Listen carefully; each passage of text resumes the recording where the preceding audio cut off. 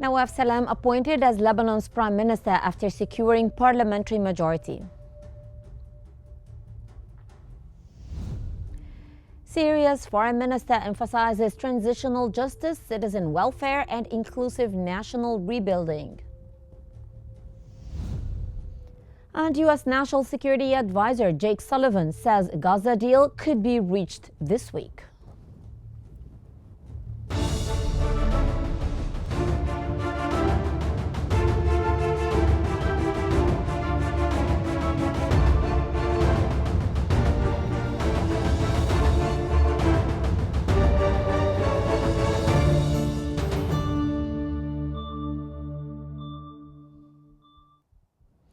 It's 8 p.m. Cairo local time, and you're now watching Q News. And we begin today's bulletin with the latest developments in Lebanon.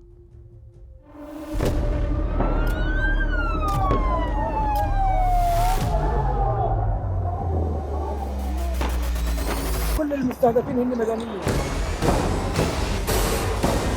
وضع شيء مرعب، شيء بيخوف.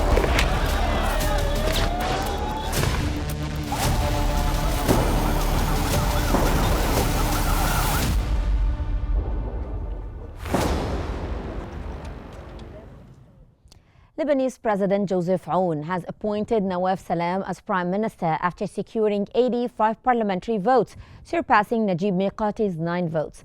Salam, who was formerly a judge at the International Court of Justice, will lead Lebanon's new government after nearly 2 years of presidential vacancy. The mandatory parliamentary consultations concluded at Ba'abda Palace, solidifying Salam's nomination with majority support.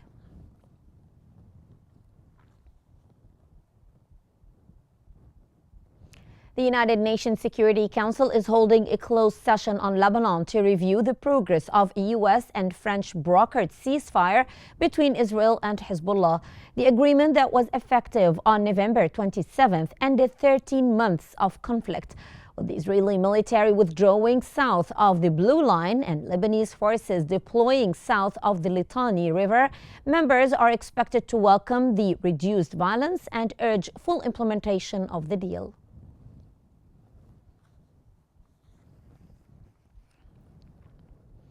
Lebanese President Joseph Aoun has hosted a U.S. military delegation at the presidential palace. The American delegation reaffirmed the United States' unwavering support for the Lebanese army. Discussions also focused on the situation in South Lebanon, particularly the implementation of UN Resolution 1701.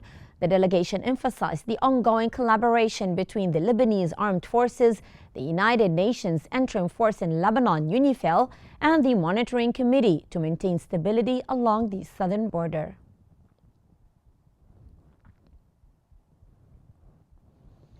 Arab League Secretary General Ahmed Abulghait met Lebanese Prime Minister Najib Mikati to discuss recent political developments in Lebanon. After the meeting, Abulghait congratulated Lebanon on electing Joseph Aoun as its new president, expressing optimism for the country's future. Abulghait said that he hoped Lebanon would get a fresh start to resolve and address many of the issues that have hindered it for years. Abulghait later met with Lebanese Parliament Speaker Nabih Berri to discuss regional developments.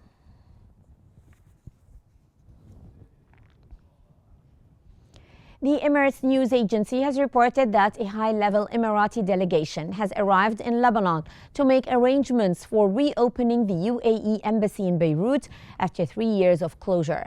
The delegation's visit to Beirut comes a day after UAE President Sheikh Mohammed bin Zayed Al Nahyan and newly elected Lebanese President Joseph Aoun agreed to take the necessary steps to restore diplomatic representation.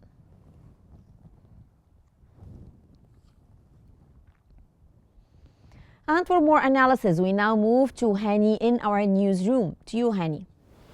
Thank you, Hala. And for further analysis on what's happening in Lebanon, we're joined from Amman by the political analyst, Mr. Adil Mahmoud. Mr. Mahmoud,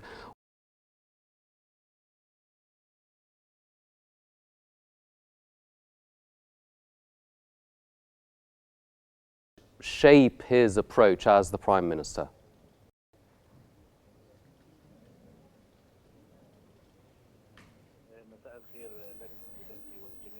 Good evening, dear viewers. Last week,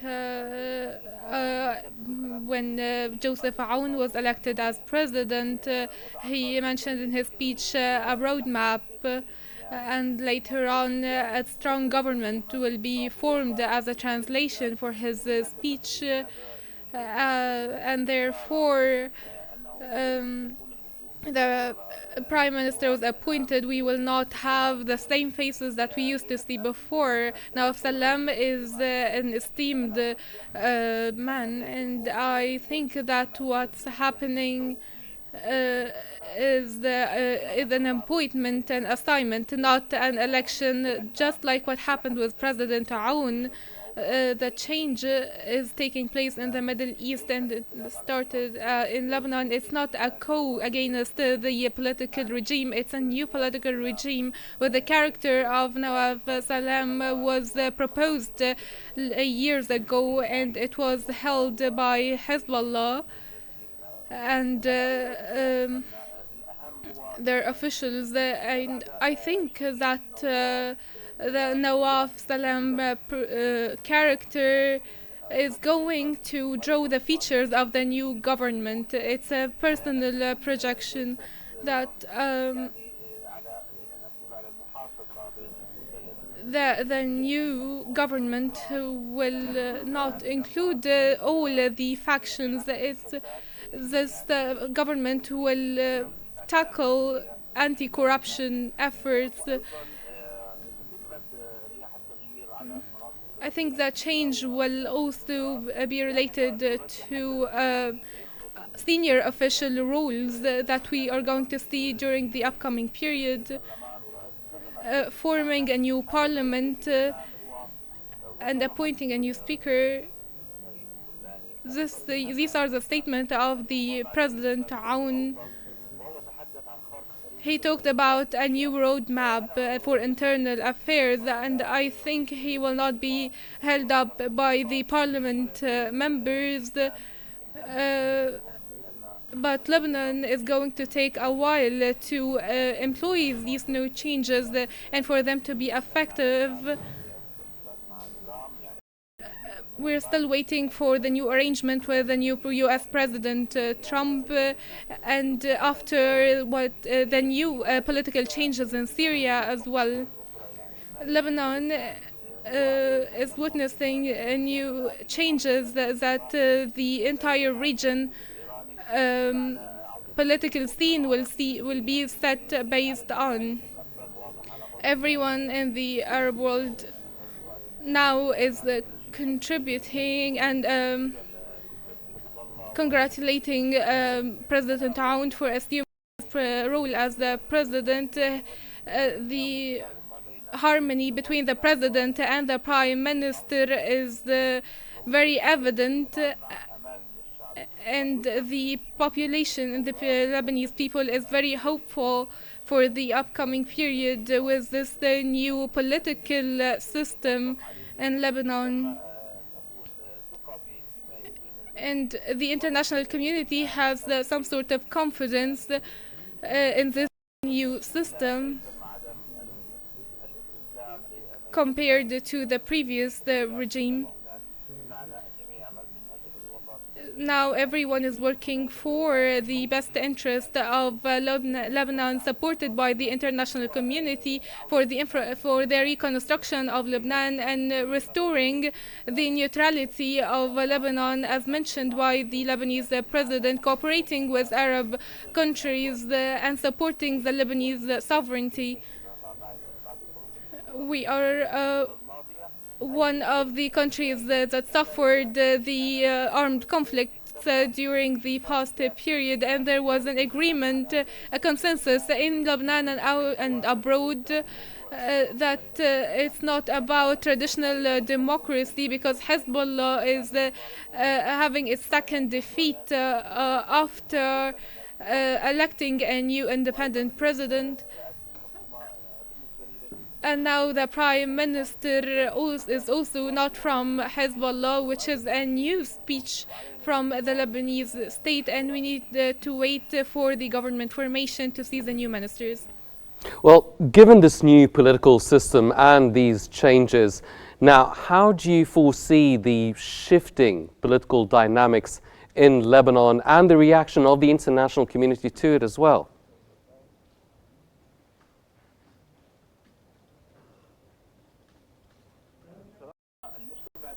Honestly, the international community caused what happened in Lebanon. The international community discussed the Lebanese issue for years. There was the peaceful choice and the traditional negotiations and pressures being applied on the previous regime to form the new Lebanon, as per said. But these efforts led to nowhere, and these efforts were not paying the fruits required.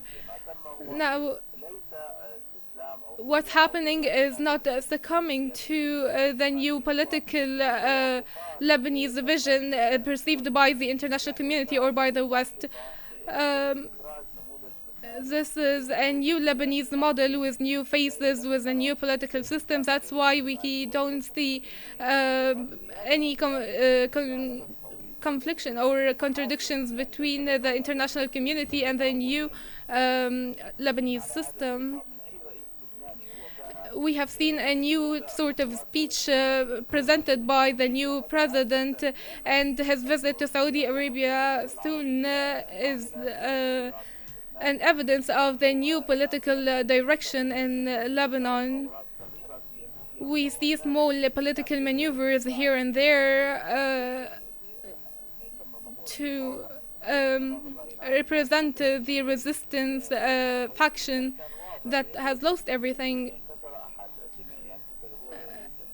The new president wants the unity for all Lebanese factions, and he's working in that direction. And Nawaf Salam character supports the same ideas and the same trends. There is the harmony between Nawaf and President Aoun. And it's evident that the scene in the parliament now is going in line with these dynamic changes to form a new Lebanon, interacting with the international communities, and I expect a lot of success between the two parties, the international community and the new system in Lebanon. For my point of view, I think that the Lebanese street is optimistic for the future. We have tried for long years a certain faction, and now it's time for this influential country to no longer be a hostage to Iran. The Lebanese people have the right to have economy and democracy. Eventually, I think we have a real consensus between the international community and its orders, and it's like an appointment or assignment, not an election. Mm-hmm. Well, Mr. Mahmoud, now, what impact does the collaboration between UNIFIL and other entities have on maintaining peace in southern Lebanon?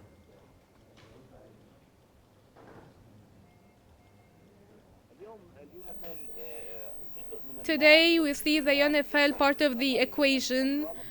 The true influencing factor between Israel and Lebanon is the United States of America. We receive support from France, from the UNIFIL. Now the UN chose to reach this agreement, and the Israeli part is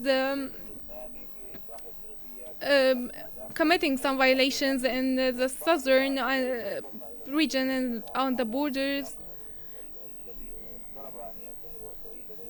the agreement now is almost over, and Israel has intention to continue the aggressions. But whatever is happening on the Syrian or Lebanese fronts, the issues, some issues remain frozen, pending the changes taking place in Syria and Lebanon and in Gaza.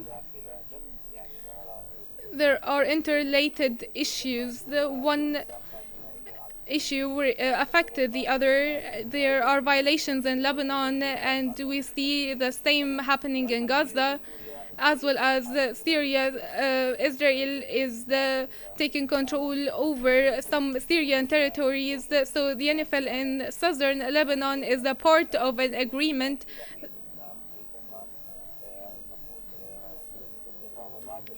And we need to reach these understandings. Now we have a new president, a new prime minister, and we're working toward the formation of a new democratic government, away from the any interference from previous regime factors. Yes.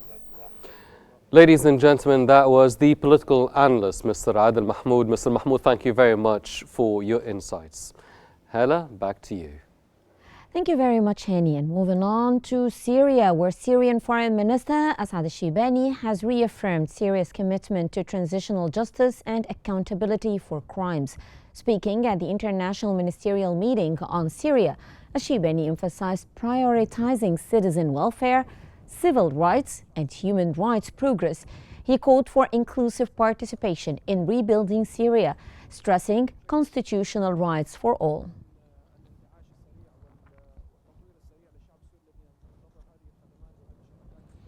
And now we move on to the latest developments in Gaza.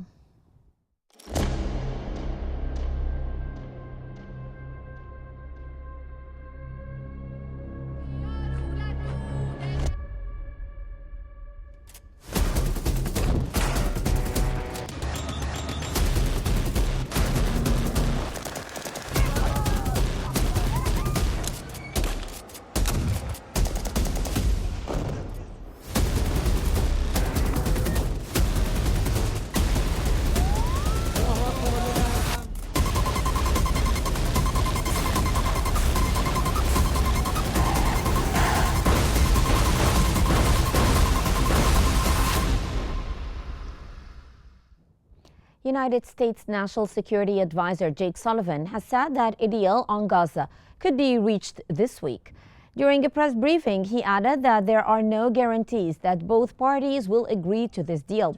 Additionally, Sullivan stated that the Biden administration is in communication with the team of incoming President Donald Trump regarding this issue and is seeking to form a united front on this matter before the transfer of power in Washington on January the 20th. We got that ceasefire. It was clear that the Northern Front had been decoupled from Gaza. A final draft for a Gaza ceasefire and detainee exchange deal has been sent to Israel and Hamas following a breakthrough in negotiations held in Doha. The talks included Israeli intelligence officials, former U.S. envoy Jason Greenblatt, and Qatar's prime minister. Israeli media reported cautious progress, noting minor issues remain regarding the first group of detainees to be released. Negotiators expressed optimism, with efforts underway to finalize the agreement soon.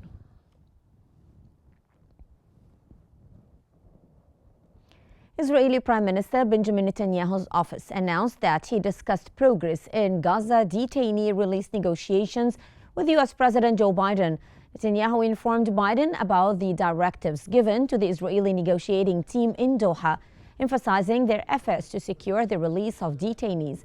Talks remain ongoing as both sides work towards a resolution.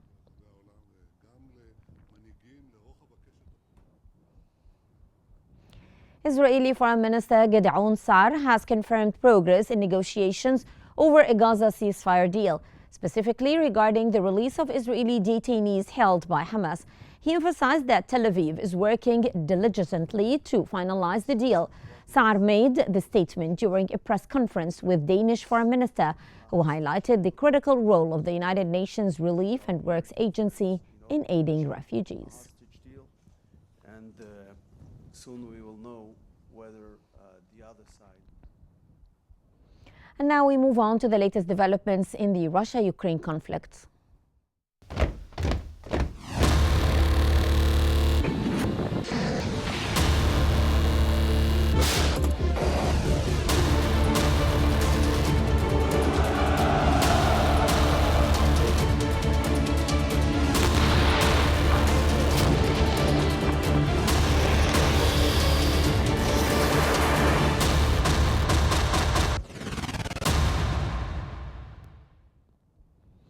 Russia has stated that Ukraine targeted a Turk Stream gas distribution station in southern Russia with 9 drones, intending to halt gas supplies to Europe.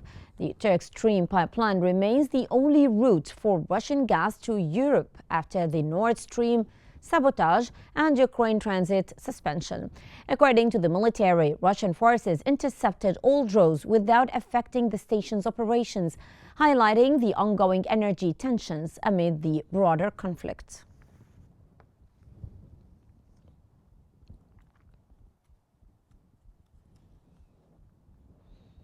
The Kremlin has confirmed that security guarantees for Russia and Ukraine are essential for any potential settlement.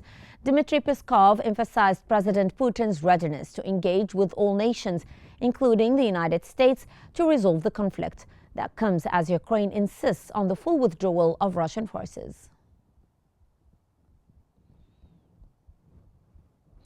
The Kremlin spokesperson Dmitry Peskov has announced no substantive plans are underway for a meeting between Presidents Putin and U.S. President-elect Donald Trump, though both sides recognize the need for dialogue. Peskov highlighted a mutual political will and noted that Russia remains open to communication with the United States despite the upcoming change in administration. The Kremlin will monitor developments in Washington closely as Trump prepares to take office.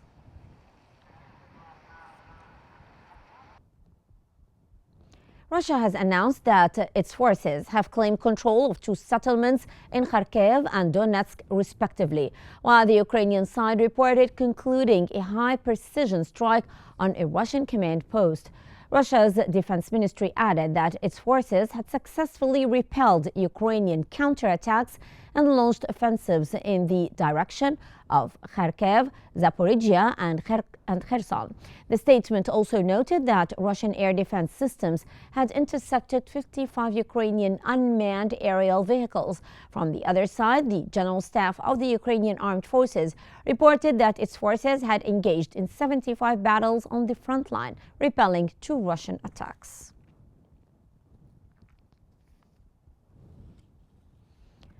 In South Korea, the country's interim president has called for peaceful measures as authorities prepare to arrest President Yoon Suk-yeol for rebellion. Yoon remains in his fortified residence under heightened security following a prior standoff. A corruption investigation office has warned the Defense Ministry and Security Service of legal consequences for non-cooperation. South Korea's interim president called for restraint, order, and clear communication among agencies to avoid violence and ensure safety.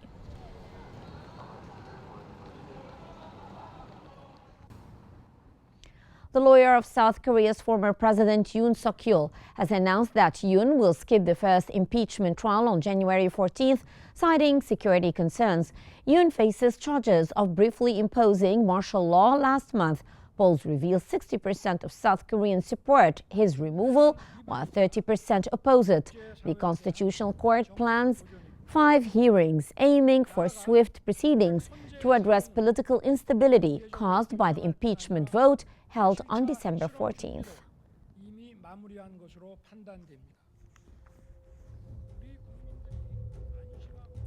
And that brings us to the end of our news bulletin. Here is what we have been covering. Nawaf Salam is appointed as Lebanon's prime minister after securing a parliamentary majority.